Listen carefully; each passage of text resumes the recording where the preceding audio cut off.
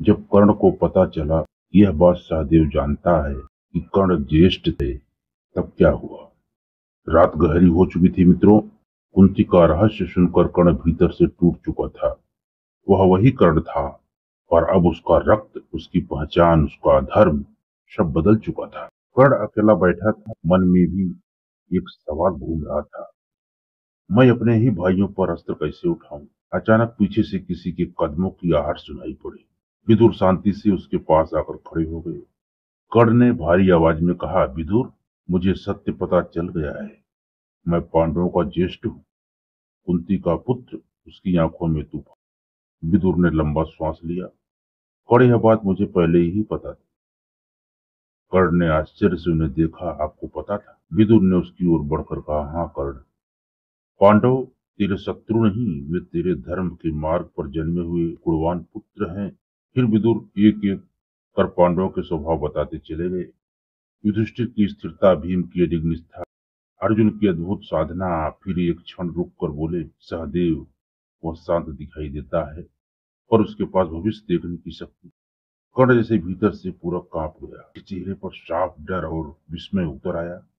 भविष्य, उसकी आवाज लगभग फुसफुसाहट में बदल गई। विदुर ने सर उठाया। हाँ कर्ण, सहदेव में भविष्य देखने की शक्ति है। उसके मन में तेरे लिए हमेशा सम्मान रहा है। कर्ण स्तब्ध था, उसका मन और उलझ गया। यदि सहदेव भविष्य देख सकता है, तो क्या वह इस रहस्य को जानता है कि युद्ध का परिणाम क्या होगा? क्या वह मेरे बारे में पहले से ही जानता था? रात भर कर्ण सो न सका। हर शब्द हथौड़े की तरह उसके ऊपर वार कर रहे थे। जिस भोर होते ही वह धुंधली रोशनी में भारी कदमों से एक ही दिशा में चल पड़ा। क्या सच में सहदेव भविष्य देख सकता है? कर्ण श्री कृष्ण के सामने पहुंचा। मन में तूफान था, आंखों में बेचैनी।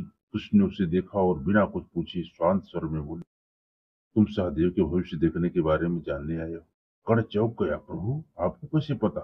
कृष्ण हल्की मुस्कान के साथ बोले, क्योंकि भविष्य का रहस्य केवल सहदेव तक सीमित नहीं रहा है।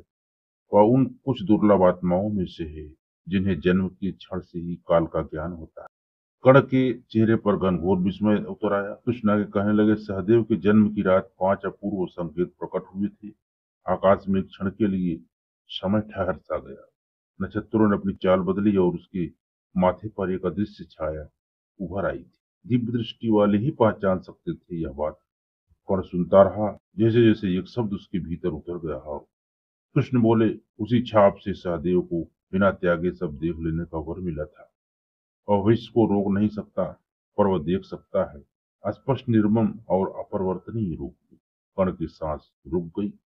कृष्ण आगे झुके और आगे धीमे स्वर में बोले, सहदेव जन्म लेते ही महाभारत के अंत को देख लिया था।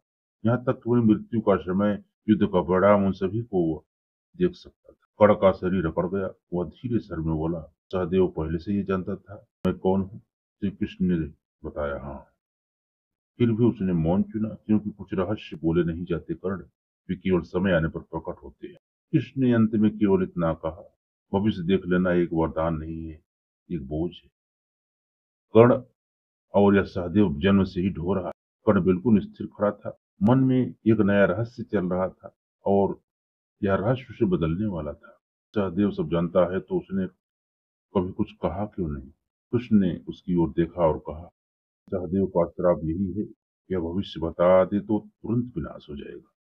वह बोले और संसार टूट पड़े, इसीलिए वह चुप रहता है। कर्ण के भीतर सिहरन उठी। अचानक सर उठाया।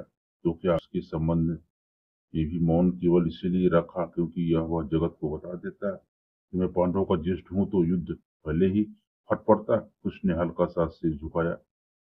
कर्ण की आंखों में बेचैनी और बढ़ गई। वह आगे बढ़कर बोला, प्रभु, यदि सहदेव भविष्य देखता है, क्या उसने यह भी देखा है कि अंत में किस ओर मैं खड़ा रहूंगा? भविष्य देखा जा सकता है, पर बदला नहीं जा सकता। परंतु मनुष्य का संघर्ष, वह उसे महान बनाता है, चाहे परिणाम कुछ भी हो। कृष्ण ने शांत स्वर में कहा, सहदेव ने तुम्हारे लिए मौन इसीलिए रखा क्योंकि तुम्हारी कथा अधूरी थी, और उसे पूरा करने का अधिकार केवल तुम्हें था। धर्म एक और था, वचन दूसरी, और उनके बीच खड़ा कर जिसे न तो अपने अतीत पर अधिकार था और न आने वाले भविष्य पर।